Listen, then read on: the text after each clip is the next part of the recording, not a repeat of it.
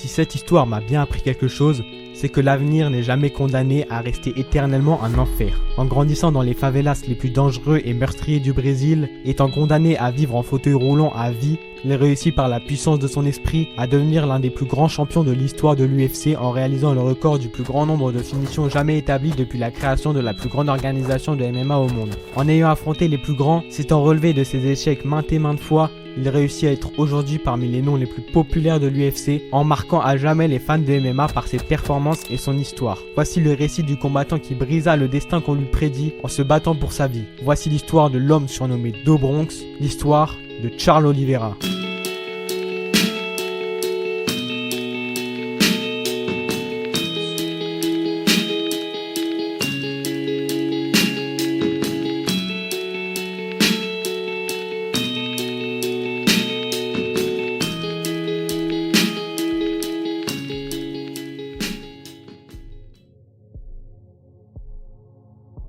C'est le 17 octobre 1989 à Guarujá dans l'état de Sao Paulo au Brésil que naîtra Charles Oliveira da Silva qui n'aura déjà pas la chance de grandir dans une famille ayant de quoi subvenir à ses propres besoins car il grandira dans les favelas brésiliens de Vicente de Cavallo, des favelas connues pour leur criminalité et leur taux de mortalité très élevé.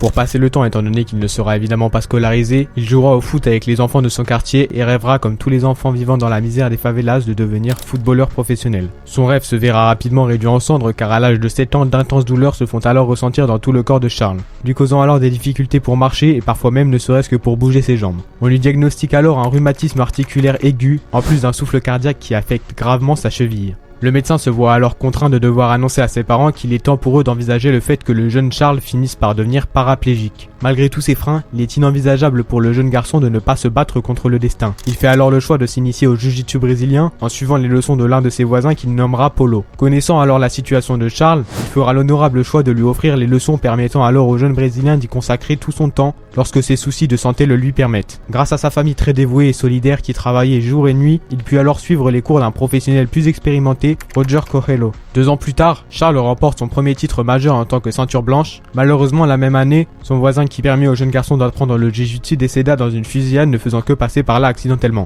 Il se lance alors 4 ans plus tard dans le MMA en voyant la popularité de ce dernier exploser. De cette manière, il débute sa carrière à ses 18 ans dans de petites organisations locales et pressé de s'échapper de la misère, il s'unira pour 3 combats dans une même soirée qui se clôtureront tous par une soumission de Charles. Il affrontera lors de son 4e combat un talentueux combattant français écrasé par les frappes de Charles en moins d'1 minute. Ses performances spectaculaires ne s'amoindrisseront pas avec le temps car Charles inscrira un score impressionnant de 12 victoires pour 0 défaite et clôturera 11 affrontements sur 12 avant la fin du temps imparti. Il signera à 20 ans en 2010 un contrat avec la plus grande organisation de MMA au monde, l'UFC. Son premier combat face à Darren Elkins sera remarquablement clôturé en 41 secondes par un armbar. Do Bronx reportera alors le bonus de la soumission de la soirée. Après sa victoire suivante face au combattant Efren Escudero qu'il vaincra par soumission, il passera une sale période dans sa carrière car il se fera soumettre par Jim Miller au premier round, puis disqualifié lors de son combat contre Nick Lentz suite à un coup de genou totalement illégal, puis enfin mis TKO par le combattant réputé Donald Cerrone au premier round. Il prend alors la décision de descendre dans la catégorie des poids plumes où il remportera ses 2 combats suivants, qui laissent apercevoir la lumière après une série de combats sombres. Malheureusement, il sera avoué vaincu lors de ces 2 affrontements qui suivirent face à Urson Swanson qui éteindra la lumière du Brésilien pour la première fois de sa carrière et Frankie Edgar par décision unanime des juges. Sa carrière semble alors reprendre vie lorsqu'il remportera ses 4 combats suivants dont 3 par soumission. Mais lorsque le Brésilien affronte en main event un certain Hawaïen réputé pour avoir un menton d'acier et une boxe mythique, sa maladie refait surface au premier round alors qu'elle semblait s'être volatilisée, poussant Do Bronx à abandonner car il a effectivement été sujet à une déchirure de l'œsophage des suites de ce combat. Charles sera vaincu 3 fois sur ses 5 combats suivants, ce qui amena un grand nombre de fans du Brésilien à penser qu'il commença à entamer sa descente. Mais Charles Oliveira ne prend même pas cette option en compte car il a bien l'intention de réaliser son rêve qui est de devenir champion du monde. Il se relèvera alors en réalisant une impressionnante série de 6 victoires, toutes finies avant le temps imparti, soit par soumission, soit par TKO. Il affrontera ensuite Kevin Lee, un combattant très réputé dans la catégorie des poids moyens qui n'échappera pas au jiu-jitsu dévastateur de Do Bronx. Son combat suivant est annoncé face au combattant désigné comme étant le meilleur poids léger de tous les temps, Tony Ferguson. Et malgré la résistance extraordinaire de Hulk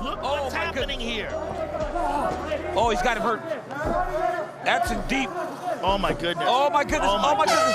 goodness. Oh my goodness. He might have broken his arm. Oh. Le Brésilien sera reconnu vainqueur par la décision unanime des juges. Cette victoire étant sa 8e consécutive permettra à Charles Oliveira d'avoir l'opportunité de réaliser son rêve ultime, soit la ceinture. Et son adversaire avant l'accomplissement est annoncé, et il s'agit de l'Américain Michael Chandler, un lutteur doté d'une boxe dévastateur. Le combat démarre, et le premier round est un véritable cauchemar pour le Brésilien, passant alors à un rien de la défaite par TKO. Mais lors du second round, le combat prendra une toute autre tournure, car il enverra un crochet du gauche destructeur qui fit voir des étoiles à l'Américain avant de se ruer sur lui pour le terminer.